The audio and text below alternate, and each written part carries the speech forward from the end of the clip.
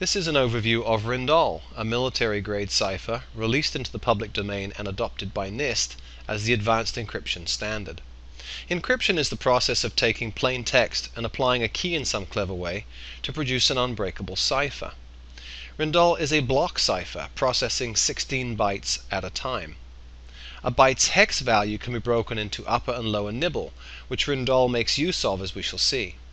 Each step in this process changes the bytes of plain text, so at any point in the process we refer to them as the current state. First, let's look at the encryption process. This is a series of transformations beginning with an initial round and finishing with a final round. In the middle, a round of 4 transformations is applied repeatedly. For a 128-bit key, 10 rounds are used. This is sufficient to protect classified information up to the secret level. Top secret information requires longer keys. Let's look at these 4 transformations in detail.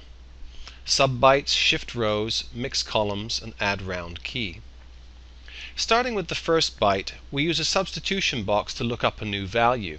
We begin by selecting the row using the lower nibble and the column using the upper nibble.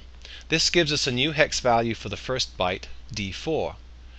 We then repeat this process for the remaining 15 bytes of the state. The next transformation is to shift the rows. This is done by progressively shifting the first bytes of the row depending upon the row number.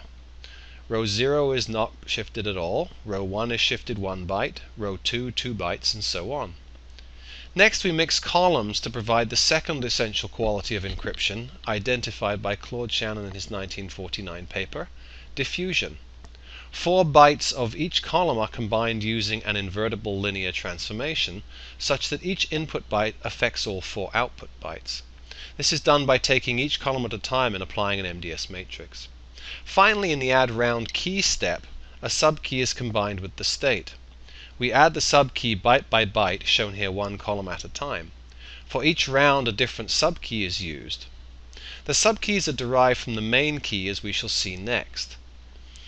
The concept of using a substitution box to confuse the relationship between the key and the ciphertext was the work of Claude Shannon, the father of modern cryptography, and is used in most modern ciphers. Interestingly, he died in 2001, the year RijndaelOverview was released into the public domain. Let's look at what's known as the key schedule.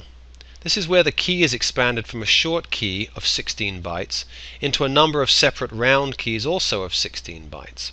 The transforms are rotate, subbytes, and archon. Subsequent columns for this first subkey are generated from the key until a new 16-byte subkey has been created.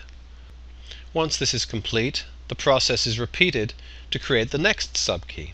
The first transform in creating a subkey is rotate, and rotates 8 bits to the left such that the high 8 bits wrap around and become the low 8 bits of the result. Next, a subbytes transform is performed, similar to the encryption process. Finally, archon is defined as exponentiation of 2 to a user-specified value. In practice, this is performed using RijndaelOverview's finite field. This process is repeated for the remaining columns of the subkey. Since we need a different key for each round of the encryption, the process is repeated until we have 10 subkeys. The cipher uses 10 rounds for 128-bit keys, 12 rounds for 192-bit keys, and 14 rounds for 256-bit keys.